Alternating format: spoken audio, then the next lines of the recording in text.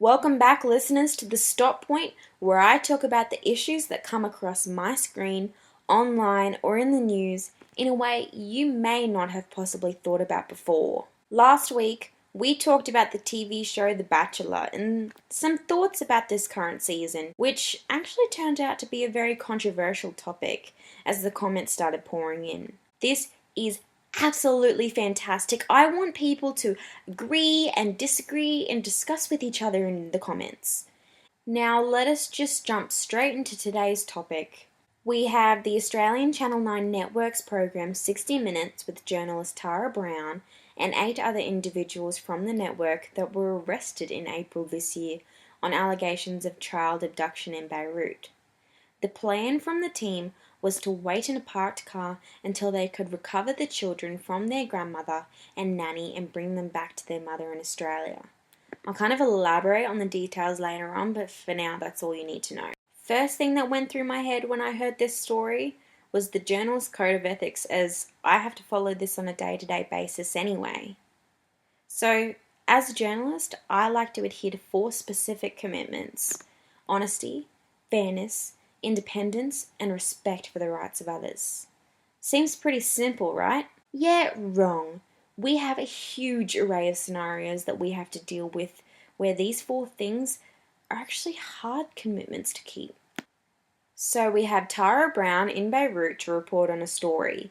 This time, sadly, they never ended up actually reporting it and publishing it, as it, went horribly wrong. This fact to me doesn't really mean a thing, as there is still actually an ethical dilemma, as they were planning this report in the first place. There seems to be a specific problem from what I've seen in the information available online, such things as withholding of information. I can easily read about their plans and how the team was going to orchestrate this event and even the payments that were made to assist in this. This is available only now after other journalists have found evidence of this. Withholding this information could be a simple thing of trying to not jeopardize the network's reputation, or that Tara Brown and her team actually don't value honesty. In other words, they have a lack of honesty, which in this situation is a vice.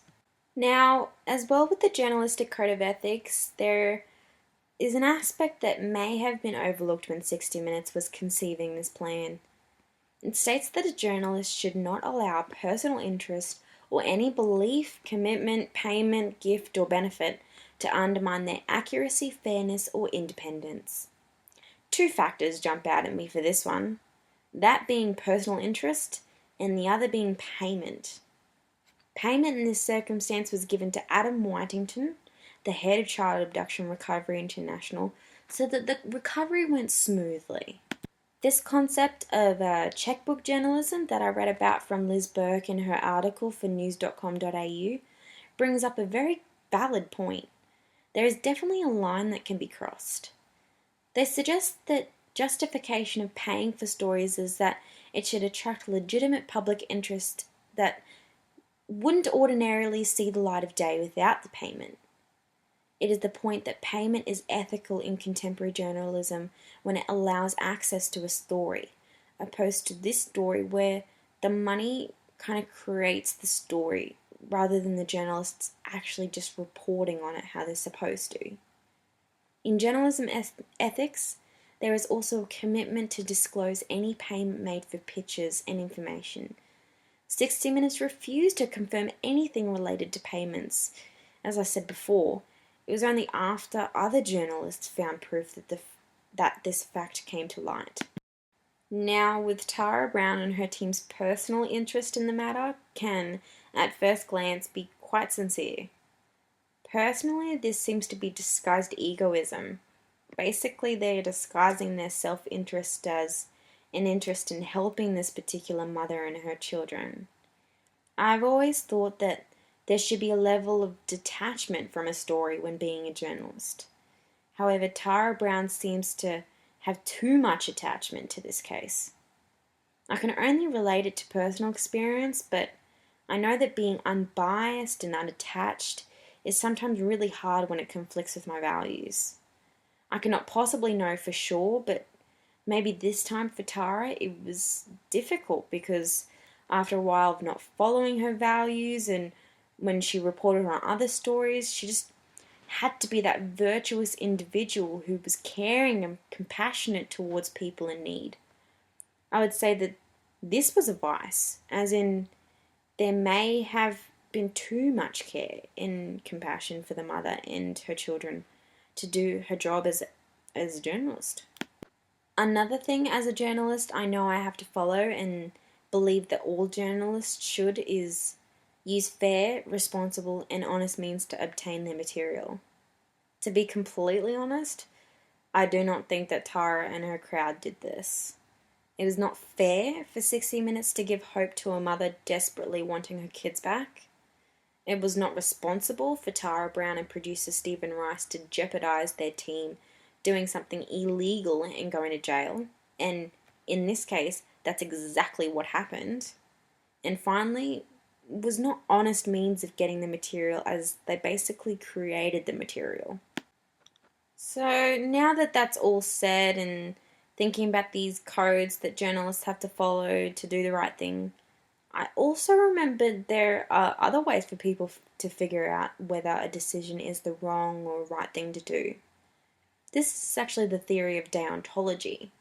Now, hold back. When I first heard this word in my university days, I thought, well, fuck.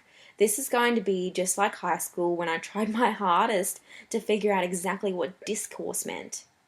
It's not that bad, but it's definitely the easiest way for me to talk about duties and principles and the rules and codes that probably should have been followed by Tara. The best philosopher for deontology would have to be Immanuel Kant and his theory of categorical imperative. Now, his theory was supposed to be like a be-all and end-all theory to apply to every circumstance to figure out whether a decision was right or wrong. There have been some problems with his theory in contemporary situations, but I'm going to try and see if I can apply it anyway. First, we have a universalizability, so would it be right or wrong if what Tara Brown did became a law, like a universal law that everyone had to follow, or otherwise like they would be punished somehow? Now, I can easily answer that and say no. I personally would not want all journalists to create their stories rather than reporting them, and basically the best report show or news or anything like that would be the one with the most money, because that's what they can afford, is the best stories and the best ways to create. So that kind of part was pretty easy to figure out whether it was right or wrong thing to do. We next have reversibility, pretty self-explanatory, by asking would Tara Brown want other journalists to do the same thing to her? Well, I'm sure Tara Brown would find it hard to know whether there was any authenticity to a story if she was reading someone else's news report and they had done the same thing she did. Saying this, reversibility would only work if, as a person, Tara valued authenticity as an individual. The third aspect of Kant's theory is that of having respect for others and their ability to make a logical decision. Now, it's kind of hard to gauge whether this was completely considered from Tara Brown, but as a journalist myself, there needs to be a level of consideration involved. Respecting that, yes, the readers or listeners can make their own decisions. Now, after Immanuel Kant, we actually have a gentleman called W.D. Ross with his philosophy of 7 prima facie duties to help to see if what 60 Minutes did was ethically right. We have justice as the first one, as the first duty. Now, justice for this case for me is obvious, as the team would have thought that justice was needed for the wrongdoing done towards the mother. In other terms, the father needed to be punished, and it was their duty to make this happen. The second is fidelity. I've already mentioned the truth part of fidelity, but as for keeping promises part of fidelity, if Tara had actually told the mother of these children that they would help her and that this would be successful and that she would get her kids back, they may have actually felt it was their duty to keep that promise. Non-malfeasance, which is the third, which simply is a duty not to harm. And I mean, there may not have been an intent to harm from Tara and the 60-minute team, but probably not completely thought through.